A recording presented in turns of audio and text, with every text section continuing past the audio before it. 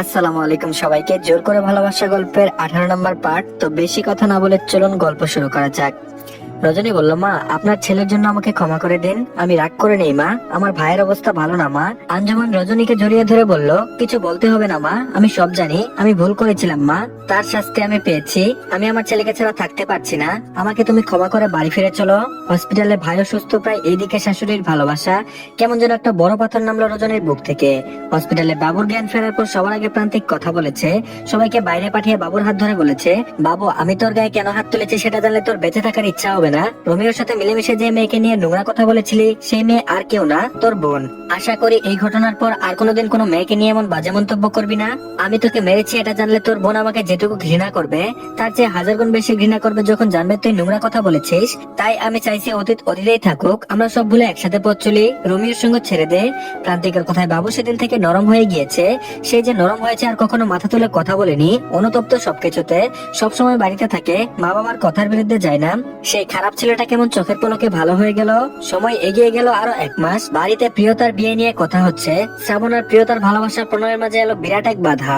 প্রিয়তার তীব্র মন খারাপ, আকাশের জমা গুমট মেঘের মতো তার মনেও মন খারাপের মেঘ বাসা বেঁধেছে। সকাল থেকে কিছুই খায়নি সে, সারাদিন কান্নাকাটি করে চোখ ফুলিয়ে ফেলেছে, রক্ত জমার মতো চোখ লাল হয়ে গিয়েছে। পৃথিবীর কিছুই ভালো লাগছে না, চারিদিকে বিষণ্ণতা, বিছানায় উপর হয়ে কেঁদেই যাচ্ছে। প্রিয় মানুষ হারানোর সিগন্যাল পেয়ে গিয়েছে আজ। আজ সকালে তার বাবা তার ভাই একজন ইঞ্জিনিয়ারের সাথে বিয়ে করেছে, ছেলে বিদেশে সেটেল, বিয়ে করে প্রিয়তাকে বিদেশে নিয়ে যাবে। সুখ আর প্রাচুর্যের অভাব নাই সেখানে, কিন্তু প্রিয়তার সুখ বলতে শ্রাবণকে বোঝে। প্রিয় মানুষকে পাশে পাবার চেয়ে বড় সুখ পৃথিবীতে নেই, প্রিয় মানুষের থেকে বড় সম্পদ মূল্যবান জিনিসও ওই পৃথিবীতে নেই। সকাল গড়িয়ে দুপুর, দুপুর গড়িয়ে বিকাল অতিক্রম হয়ে গিয়েছে। রজনী বিকালে খাবার নিয়ে প্রিয়তার রুমে প্রবেশ করলো। প্রিয়তার রুমে ঢুকে দরজা লক করে দিল। টি টেবিলের উপর খাবার রেখে প্রিয়তার কাঁধে হাত রাখলো। প্রিয়তা অশ্রুসিক্ত চোখে রজনীর দিকে ফিরে তাকালো। রজনীকে দেখে তার আরো কান্না পাচ্ছে। রজনীর দিকে তাকিয়ে জোরে জোরে কেঁদে দিল। রজনী প্রিয়তার হাত ধরে টেনে বলল, ওটাকে এইভাবে কেউ কাঁদে? দেখতে এসেছিল শুধু, বিয়ে তো আর হয়ে যায়নি, এইভাবে ভেঙে পড়ে কেউ? প্রিয়তা উঠে রজনীকে জড়িয়ে ধরে বলল, পৃথিবীর কেউ বুঝলো না আমার ভেতরের যন্ত্রণা, সবাই শুধু সান্ত্বনা দিবে, কেউ শান্তি দিয়ে দুঃখ মুছে দিবে না, আমার পরিস্থিতি কেউ বুঝবে না। রজনী বলল, আমরা কেউ অন্যর পরিস্থিতি ভাগ নিতে পারি না প্রিয়তা, কেবল উপলব্ধি করতে পারছি মাত্র। প্রিয়তা বলল, আমি শ্রাবণকে ছাড়া বাঁচবো না রজনী, আমার রক্তের সাথে যেন মিশে গিয়েছে, আমার সাথে হাজারো স্মৃতি শ্রাবণের। তুই প্লিজ ভাইয়াকে বল, একমাত্র তুই আছিস যে পারবে ভাইয়াকে রাজি করাতে। রজনী বলল, তার আগে খাবার খেতে হবে, খাবার খেয়ে বাইরে যেতে হবে, আমি একদম তোকে হাসি খুশি দেখতে চাই। প্রিয়তা বলল, তুই ভাইয়াকে বলবি তো? রজনী বলল, তোর ভাইয়া একজন বিচক্ষণ মানুষ, নিজের বোনের জন্য এই পৃথিবীর সব থেকে সেরা জিনিসটাই দিবে। প্রিয়তা বলল, ভাইয়ার ধারণা ইঞ্জিনিয়ারই উত্তম পাত্র, কিন্তু ভাইয়া তো জানে না সবসময় ফ্যামিলির পছন্দ সঠিক হয় না, শ্রাবণী আমার জন্য সঠিক পাত্র। রজনী বলল, দেখ প্রিয়তা, আমি তোর ভাইয়াকে দেখতে পারতাম না, এই পৃথিবীতে সব থেকে খারাপ মানুষ বলে জানতাম, কিন্তু এখন আমার চোখে ওই মানুষটাই এখন পৃথিবীর সবচেয়ে ভালো মানুষ। শুধু নিজের উপর রাগ হয়, কেন মানুষটাকে আমি অপমান করেছিলাম, কেন খারাপ ভেবেছিলাম, আমার বাবা মায়ের সিদ্ধান্ত সঠিক ছিল সেটা এখন বুঝতে পারি। আসলে আমরা যখন কাউকে দেখতে পারি না, তার হাজারটা ভালো কাজও চোখে পড়ে না, কোনো অনুভূতিও কাজ করে না। আর যখন কাউকে ভালোবাসি, তার প্রতিটা খারাপ কাজকে পজিটিভ ভাবে নেই, কারণ সেই মানুষটার প্রতি আমাদের অনুভূতি পজিটিভ থাকে, তার কোনো ভুল আমাদের চোখে পড়ে না, চোখ থাকতেও অন্ধ হয়ে যায় আমরা। কিছু সময় পরিবারের সিদ্ধান্ত সঠিক হয়, আবার ভুলও হয়, আবার কিছু সময় নিজের সিদ্ধান্ত সঠিক হয়, আবার ভুলও হয়। আসলে কি বলতো, সব ভাগ্য, ভাগ্য বলে কিছু আছে প্রিয়তা। প্রিয়তা বলল, আমার শ্রাবণ কি আমার জন্য সঠিক নয় প্রিয়তা? যদি সঠিক নাও হয়, আমি ওই ভুলে ভরা মানুষের সাথে জীবন কাটানোর জন্য প্রস্তুত, আমি প্রমাণ করে দেবো আমি সঠিক মানুষকে বেছে নিয়েছিলাম জীবনে। আমি ছাড়া শ্রাবণের আর কেউ নেই এই পৃথিবীতে, ও এতিম অনাথ, কেউ নেই ওর, কেউ ওকে ভালোবাসেনি কখনো, একমাত্র আমি আছি যে ওকে ভালোবাসবো। রজনী বলল, তুই এত সিরিয়াস শ্রাবণকে নিয়ে? প্রিয়তা বলল, আমি বাঁচলে শ্রাবণের সাথে বাঁচবো, নইলে মরে যাব, এখন আমার ডিসিশন তারা কি করবে, তুইও ভেবে দেখ ভাইয়াকে বলবি কিনা।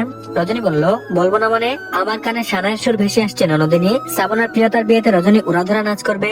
প্রিয়তা কিছুটা নিশ্চিত হলো।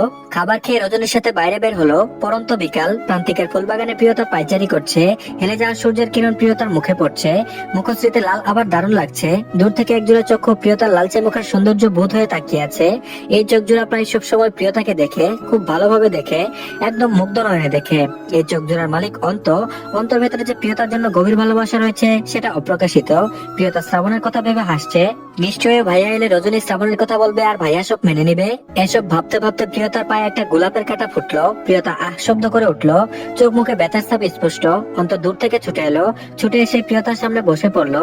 প্রিয়তার পা হাত দিয়ে ধরে ফেললো। প্রিয়তা অন্তকে দেখে বেশ অবাক হয়ে বলল, আপনি?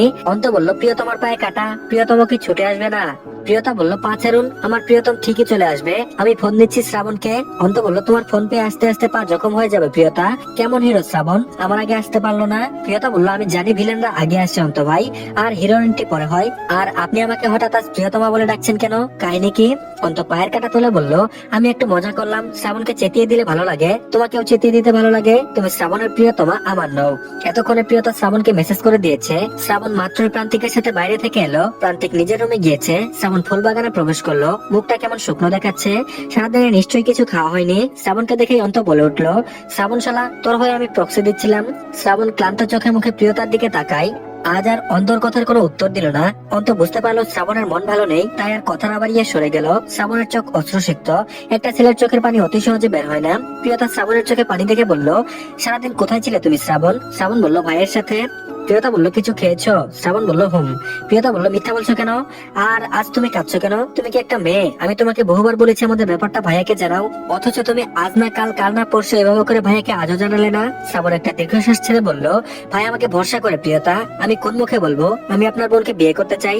হাজারবার চেষ্টা করেও পারিনি, আমি নিজেও জানি না কিভাবে বলবো। প্রিয়তা বলল, তাহলে আমার বিয়ে দেখতে চাও তুমি? শ্রাবণ বলল, আমার কপালটা এত খারাপ কেন প্রিয়তা?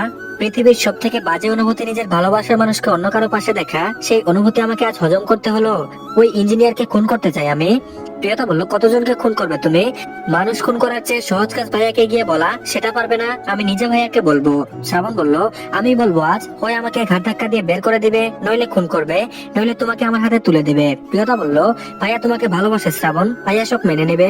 শ্রাবণ প্রিয়তার দুই গালে হাত রেখে বলল, আমার প্রাণ পাখি, তুমি ছাড়া বুকের কাছে শূন্য, যদি কখনো তুমি আমার না হও, জেনে রেখো আমার মৃত্যু হয়েছে। প্রিয়তা বলল, তুমি ভুলে এসব বলবে না, আমি সৃষ্টিকর্তাকে বলবো আমার আয়ু তোমার করে দিতে। শ্রাবণ বলল, দেখি পায়ে কোথায় কাটা ফুটেছে। প্রিয়তা বলল, অন্ত ভাইয়া কাটা তুলে দিয়েছে। শ্রাবণ বলল, এই অন্তটা ইদানিং তোমার দিকে তাকিয়ে থাকে। প্রিয়তা বলল, কখন? শ্রাবণ বলল, তুমি বুঝবে না ওসব, আমি জানি এবং খেয়াল করি কে তোমাকে দেখছে, কে কতবার তাকাচ্ছে। প্রিয়তা বলল, এত কেয়ারিং তুমি আমার প্রতি? শ্রাবণ বলল, ঠিক কতটা ভালোবাসি বুঝিয়ে বলা সম্ভব নয়, কিছু জিনিস অসম্ভব বুঝিয়ে বলা। শ্রাবণ নিচে বসে প্রিয়তার কাটা ফোটা পায়ে হাত বুলালো, হাত বুলাতে বুলাতে বলল, এত সুন্দর পায়ে কাটা ফুটলো, খুব ব্যথা পেয়েছো? প্রিয়তা আদুরা গলায় বলল, খুব। শ্রাবণ বলল, ইস, অপেক্ষা করো একটু, এই আদর বিয়ের পরে হবে। প্রিয়তা বলল, শুধু বাজে কথা। আর এদিকে প্রান্তিক বসে বসে সিগারেট টানছে, রজনী রুমে ভয়ে পাইচারি করছে, প্রিয়তার ব্যাপারে কথা বলবে কিন্তু শুরু করার সাহস পাচ্ছে না। প্রান্তিকের বিচক্ষণ চোখ রজনীর অস্থিরতা দেখেও কিছু বলছে না। রজনী কতক্ষণ পাইচারি করতে পারে সেই অপেক্ষায় আছে। এর মাঝে প্রান্তিকের ফোনে কয়েকটা ছবি পাঠালো কেউ। ছবিগুলো দেখে প্রান্তিক অবাক হয়ে ছবিগুলো জুম করলো। শ্রাবণ আর প্রিয়তার কিছু ছবি। প্রান্তিক ফোনটা বিছানার উপর ছুঁড়ে ফেলে সিগারেট দ্রুত টানছে। প্রান্তিকের ভেতর কি চলছে তা বোঝার ক্ষমতা কারণেই রজনী পাইচারি করতে করতে হাঁপিয়ে উঠে বলল, মানুষজন বিয়ে করে কি জন্য? প্রান্তিক ভ্রু উঁচিয়ে রজনীর দিকে তাকিয়ে বলল, হোয়াট ডু ইউ মিন রজনীগন্ধা? রজনী বলল, মানুষ বিয়ে করে কি জন্য সেটা জানতে চাইছি। প্রান্তিক বলল, এতদিন বুঝতে পারোনি নাকি আবারও বুঝাবো? রজনী বলল, কথা নেগেটিভ দিকে নিবেন না মোটেও, আপনার মনে কি আছে সত্য করে বলুন। প্রান্তিক বলল, তুমি আছো আর কি থাকবে। রজনী বলল, যে হৃদয়ে সিগারেটের পরাগন্ধ সে হৃদয়ে আমি নাই, আপনার হৃদয়ে শুধু আছে সিগারেট, সেখানে ফুল থাকবে কিভাবে? প্রান্তিক বলল, এত রেগে আছো কেন? আমি কি সিগারেট খেয়ে কখনো তোমাকে কিস করেছি? ব্রাশ করে তবেই তো কিস করি। রজনী বলল, আজ থেকে আপনি সিগারেট খেলে আমিও খাবো, আমিও রাস্তাঘাটে সিগারেট খাবো আর ধোয়া উড়াবো। প্রান্তিক বলল, শুধু সিগারেট, বিয়ার খাবে না? রজনী বলল, সে আবার কি? প্রান্তিক বলল, মদ। রজনী বলল, আপনি এসবও খান? প্রান্তিক বলল, হুঁ, তুমি খাবে না? রজনী বলল, নিশ্চয়ই খাবো, আপনি যা খাবেন আমিও তাই খাবো। প্রান্তিক বলল, তাই? রজনী বলল, হ্যাঁ। প্রান্তিক রজনীর দিকে সিগারেট এগিয়ে দিয়ে বলল, নাও টান দাও। রজনী প্রান্তিকের হাত থেকে সিগারেট নেওয়ার জন্য হাত বাড়াতে প্রান্তিক রজনীর হাত ধরে টান দিয়ে কোলের উপর বসালো। হাতের সিগারেট ফেলে দিয়ে রজনীর উষ্ঠে গভীর চুম্বন দিয়ে বলল, সিগারেট খেতে চাইছো না? খাওয়ালাম। সিগারেট খেলে যে ফ্লেভার পেতে, সেই ফ্লেভারের চুমু দিলাম রজনীগন্ধা। এখন থেকে এভাবে রোজ সিগারেট খাওয়াবো তোমায়, রাস্তায় দাঁড়িয়ে খাবে না। রজনী বলল, আপনি তো জঘন্য, সবসময় এমন করে জিতে যান। প্রান্তিক বলল, প্রান্তিক চৌধুরীকে যদি কেউ ভেবে থাকে হারিয়ে দিচ্ছে, উল্টো দিকে সে হেরে যাবে, টেরও পাবে না, রেজাল্টের পরেই বুঝবে কি বোকাটা ছিল।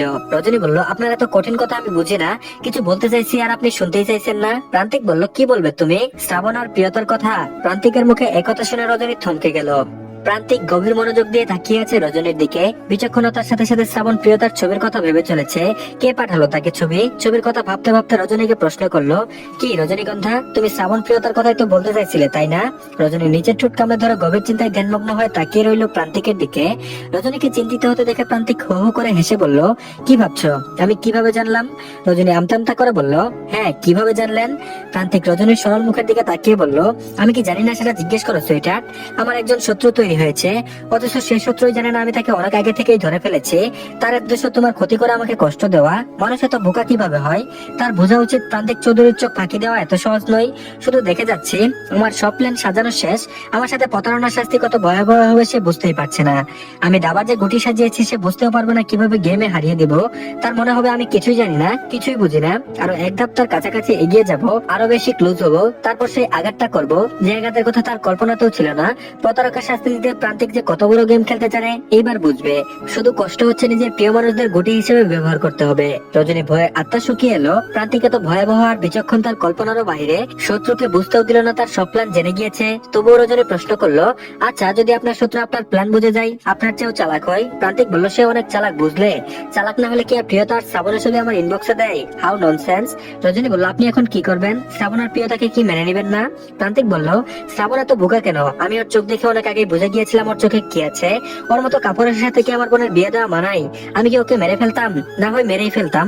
ভালোবাসার মানুষের জন্য মানুষ জান দিচ্ছে, আর ও কিনা মুখ ফুটে কোনোদিন বলতেই পারলো না ও কি ভালোবাসা পাওয়ার যোগ্য। রজনী বলল, উনিই যোগ্য। আপনি কষ্ট পাবেন বলে নিজে কষ্ট সহ্য করেছে। প্রান্তিক বলল, এই পৃথিবীতে শ্রাবণ ছাড়া আমার বোনকে কেউ ভালো রাখতে পারবে না, তাই না রজনীগন্ধা? রজনী বলল, হ্যাঁ। প্রান্তিক বলল, আমি অনেক ক্লান্ত রজনীগন্ধা, জীবনে প্রথমবার প্রান্তিক চৌধুরী ক্লান্ত, একটু মানসিক শান্তি চাই, দিবে আমায়? রজনী প্রান্তিকের এমন কাতর মুখ আগে দেখেনি। প্রান্তিকের দুই হাত ধরে বলল, আমি আছি আপনার সাথে, আপনার সকল ক্লান্তির ভাগ আমি নিব, আপনাকে একা বইতে দিব না কিছুই। বলে রজনী আলতো করে প্রান্তিকের কপালে চুমু দিল। প্রান্তিক সকল ক্লান্তি ভুলে চমকে উঠলো। প্রথমবার রজনী তাকে চুমু দিয়েছে। প্রান্তিকের দুই উষ্ঠে হাসি ফুটলো। সে রজনীর কপালে চুমু দিয়ে বলল, আজ প্রথম তোমার উষ্ঠের ছোঁয়া আমার কপালে নেমে এসেছে। Happy kiss day sweetheart. Rajani লজ্জা পেল। প্রান্তিক মুগ্ধ হয়ে তাকিয়ে আছে রজনীর দিকে। ভালোবাসার মানুষ পাশে থাকলে বোধহয় সব ক্লান্তি দূর হয়ে যায়, সব দুঃখ বিলীন হয়ে যায়। তো ধন্যবাদ সবাইকে। এই পার্টটি এই পর্যন্তই, পরবর্তী পার্টও দিয়ে দেওয়া হয়েছে। তো সবাই অবশ্যই চ্যানেলটিকে সাবস্ক্রাইব করে দিন, আর সবাই ভিডিওতে একটা লাইক দিয়ে দিন। ধন্যবাদ।